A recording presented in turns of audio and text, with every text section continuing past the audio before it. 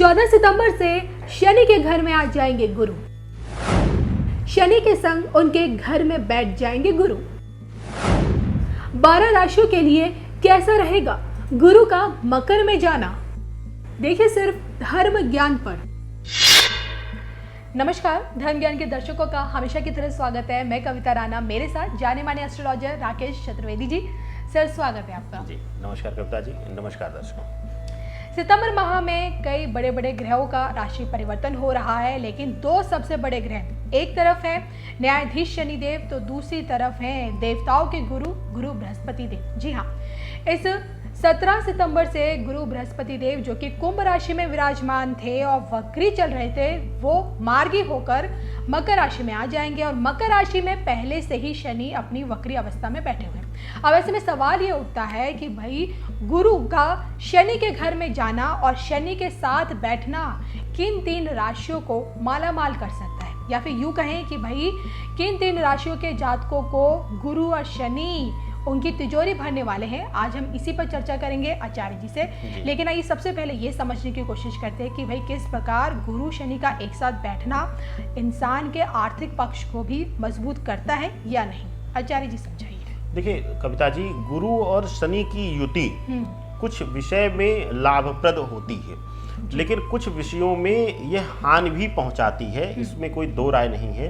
क्योंकि गुरु ज्ञान के स्वामी हैं और यहाँ पर यह न्यायाधीश बनकर आते हैं। कई बार हमने देखा है कि हम प्रयास करते हैं आपके इस दिव्य मंच से कि हम साधारण उदाहरण के द्वारा, हम एग्जाम्पल्स के द्वारा आप सभी को प्रूव कर सकें। शनि और गुरु का संबंध वैसा ही है जैसा कि एक न्यायाधीश के सामने, एक कठोर न्यायाधीश के सामने एक ज्ञानी महापुरुष खड़ा हो जाए और दोनों के बीच वैचारिक मतभेद हो जाए कि न्यायाधीश कहे नहीं आप गलत हैं और आप ज्ञानी हैं, तो आप अपने आप को साबित करने में जिद कर जाएं, तो वहां पर जीतेगा न्यायाधीश। न्यायाधीश इसलिए जीतेगा कि वह अब ऊपर है, उसका न्याय दंड जो है वह ऊपर आ जाता है। तो कहीं ना कहीं यहाँ पर शनिदेव भारी पड़ जाते हैं। और यहाँ पर आपको बता दें कि यह जो 14 सितंबर को जो परिवर्तन हो रहा है, क्योंकि शनिदेव पहले से ही अपनी राशि में बैठे हुए हैं और उनकी वह खुद अपनी की राशि है, मकर में ही वह वक्री होकर बैठे हुए हैं और मकर में ही उनका गोचर है वर्तमान में। तो सबसे बड़ी चीज क्या आ जाती है कि कोई ग्रह अपने घर में बैठकर पूर्ण रूप से वह ताकत लेकर और एकदम वर्चस्व में बैठा हुआ है, उसके साथ जब दूसरा ग्रह आएगा तो कहीं ना कहीं उसके प्रभाव के नीचे उसको रहना पड़ेगा। गुरु हैं, वह देवताओं के गुरु हैं, लेकिन एक प्लेनेट के लिहाज से, एक ग्रहीय दृष्टिकोण से शनिदेव वहां पर भारी पड़ते हुए दिखाई देंगे। हाँ, कुछ विशेष वर्ग को, कुछ ग्रहीय दृष्टिकोण से और कुछ विशेष राशियों को, जैसे आपने कहा है कि उनको इसका विशेष लाभ मिलेगा, और किस क्षेत्र वालों को मिलेगा ये भी आगे ही हम आपको बताएंगे। तब तक आपको बने रहना पड़ेगा वीडियो। बिल्कुल। और आज के इस एपिसोड में हम ये जानने की कोशिश करेंगे कि गुरु और शनि जब एक साथ बैठे हुए हैं तो आपके आर्थिक पक्ष को कितना मजबूत करेंगे, यानी कि आपके धन धान्य में कितनी वृद्धि करने वाले हैं। तो आचार्य जी, सबसे पहले हमने अपने दर्शकों को बताया कि 3 वो चुनिंदा राशियां हैं जिन पर गुरु और शनि की कृपा रहने वाली है और आर्थिक दृष्टि से। तो पहली राशि कौन सी है? जी देखिए, पहली राशि जो आती है वह राशि चक्र की सबसे प्रथम राशि है मेष राशि। मेष राशि इसलिए यहाँ पर उनको लाभ मिलेगा कि मंगल का स्वामित्व की यह राशि है।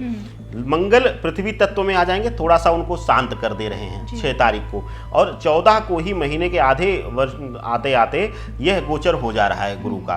तो कहीं ना कहीं जब उनके स्वभाव को शांत कर देंगे, उनके अहंकार को शांत कर देंगे, तो गुरु वहां पर अपना बल दिखाएगा। उनको अपने ज्ञान से, विशेष करके कविता जी, जो लोग शिक्षा के क्षेत्र से हैं, जो लोग शिक्षा के व्यवसाय में हैं, जो लोग शिक्षा के लिए नौकरी इत्यादि का प्रयास करते, टीचिंग लाइन में प्रयास कर रहे थे या शिक्षा के क्षेत्र का व्यापार कर रहे थे, बहुत दिनों से आप जानती हैं कि कोविड की वजह से कुछ बड़े संस्थानों को छोड़कर छोटे मोटे विद्यालय चलाने वाले और शहरी क्षेत्रों में एक सेगमेंट है प्ले स्कूल का, वह सब कहीं ना कहीं डूबने की स्थिति में आ चुके हैं और कितनों के दरवाजे तो बंद भी हो चुके हैं, क्योंकि वह अपने एम्प्लॉयमेंट का खर्चा तक नहीं उठा पाए। क्योंकि हम जानते हैं कि हायर सेकेंडरी और इन बच्चों को बाध्यता के रूप में सबने पढ़ाया है कि कहीं एक गैप ना आ जाए। लेकिन यह एक विशेष वर्ग ऐसा था कि वही लोग भेजते थे जो लोग दोनों कपल्स वर्किंग थे या जहां बच्चे की देखरेख के लिए थोड़ा सा असुविधा होती थी, तो वो लोग इनको प्रेफर करते थे। तो कहीं ना कहीं सबको बंद करके यह ग्रहित दृष्टिकोण शिक्षा के क्षेत्र में जो व्यापार था उसको लॉस दिए हैं। तो मेष राशि वालों के लिए अगर वह शिक्षा के व्यापार में हैं, कोचिंग सेंटर है, विद्यालय है, क्रेच है, कुछ भी था उनका जहां पर वह शिक्षा का आदान प्रदान कर रहे थे, उनको अद्भुत लाभ होने वाला है। और आने वाला समय भले ही शनि फिर मार्गी हो जाएंगे अक्टूबर में, लेकिन मार्गी होना भी उनको लाभ देगा।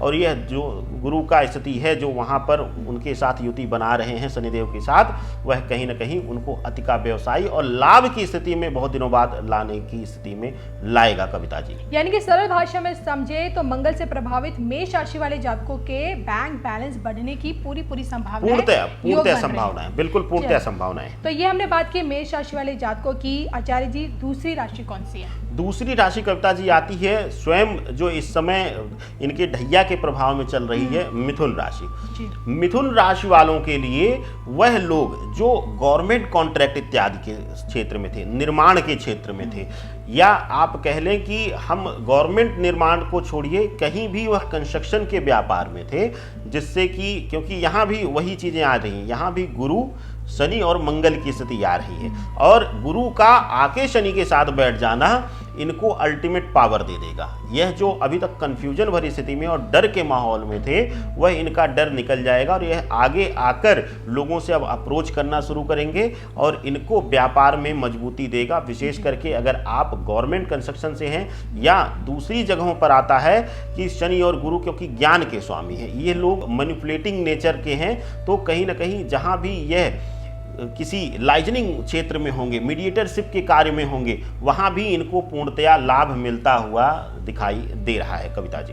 तो जैसे कि आचार्य जी ने बताया, मेष राशि के बाद मिथुन राशि की बारी आती है। मिथुन राशि का नाम बताया और मिथुन राशि से जुड़े जातकों को गुरु जी ने बताया है कि भाई शनि और दूसरी तरफ गुरु एक साथ बैठकर इनके धन धान्य में भी वृद्धि करेंगे सितंबर के इस माह में।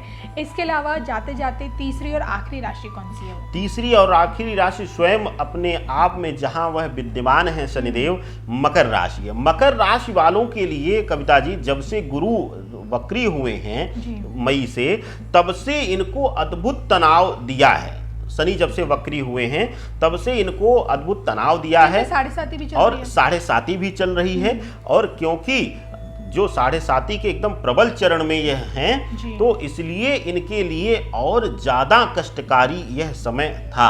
क्योंकि जब तिरछी चाल हो गई, इनकी तिरछी दृष्टि हो गई, तो इनके जो न्याय थे मकर राशि वालों के लिए बहुत स्ट्रेट हो गए। मतलब अगर कहीं लगता है कि एक कहा जाता है ना बेनिफिट ऑफ डाउट, कि आपने वह कार्य नहीं किया और इसमें अगर शक है तो आपको लाभ मिल जाता, लेकिन यहाँ पर शनिदेव ने वो सुना ही नहीं कि हम आपकी सुनेंगे नहीं, आपकी आई कंप्लेन और आपको बिल्कुल न्याय आपके खिलाफ चला गया।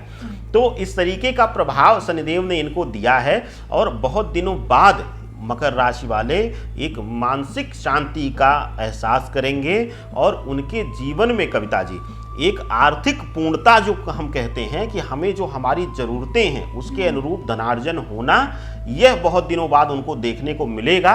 और यह पूर्णतया जो उनको लाभ मिलेगा वह शनि और गुरु की युति उनके घर में आकर, क्योंकि गुरु ज्ञान के स्वामी हैं, गुरु सुख के स्वामी हैं, गुरु पारिवारिक सुख के स्वामी हैं। यह वैभव हम अगर शब्द हटा दें तो ज़्यादा उचित रहेगा, क्योंकि पारिवारिक सुख और वैभव में थोड़ा सा अंतर आ जाता है। तो पारिवारिक सुख के कारक हैं, जो भी उनकी मूल ज़रूरतें होंगी मकर राशि वालों के, वह अब आसानी से वह उपलब्ध कर पाएंगे। और मानसिक तनाव जो अब तक मिल रहा था, उनको दंड मिल रहा था, वह कहीं ना कहीं पूर्णतया समाप्त होता इस युति के कारण दिखाई दे रहा है कविता जी। तो देखिए, जैसे कि आचार्य जी ने बताया कि भाई किस प्रकार से शनि और दूसरी तरफ गुरु, एक तरफ दंडाधिकारी और दूसरी तरफ ज्ञान के गुरु या फिर कहीं के ज्ञान के देवता गुरु बृहस्पति देव जब एक साथ आ जाते हैं, जब एक ही मकर राशि में बैठ जाएंगे, तो किस प्रकार से मेष राशि को, मिथुन राशि को और खासकर मकर राशि को, जिसमें से मिथुन पे ढैया और मकर पर 7.5 चल रखी है, इन 3 राशियों के धन धान्य में वृद्धि करके जाएंगे। इन्हें एक फाइनेंशियली, इनकी फाइनेंशियल लाइफ को स्टेबल करके जाएंगे। बिल्कुल सही। इसके साथ जाते जाते आचार्य जी, मैं सिर्फ आपसे शनि और गुरु से जुड़े उपाय जानना चाहती हूँ। देखिए, शनि और गुरु जब एक साथ आते हैं कविता जी, तो बस एक चीज से हमें डरना है कि वह हमारे अंदर ज्ञान का अहंकार देंगे।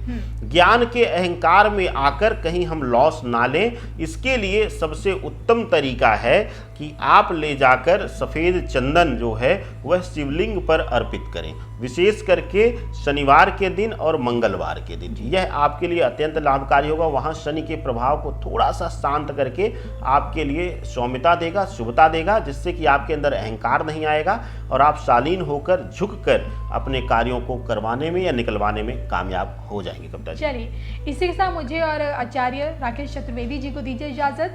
आपको हमारे कार्यक्रम कैसा लगा, राशि परिवर्तन से जुड़ा, प्लीज कमेंट करके जरूर बताएगा। और इसके साथ ही साथ अगर आप धर्म ज्ञान से संबंधित, वास्तुशास्त्र से संबंधित या फिर देखिए अंक शास्त्र से संबंधित किसी भी विषय के ऊपर कोई जानकारी चाहते हैं तो वो आप हमें कमेंट बॉक्स में जाकर लिख सकते हैं। हम उसके ऊपर आपके लिए स्पेशल एपिसोड जरूर लेके आएंगे। तब तक के लिए नमस्कार।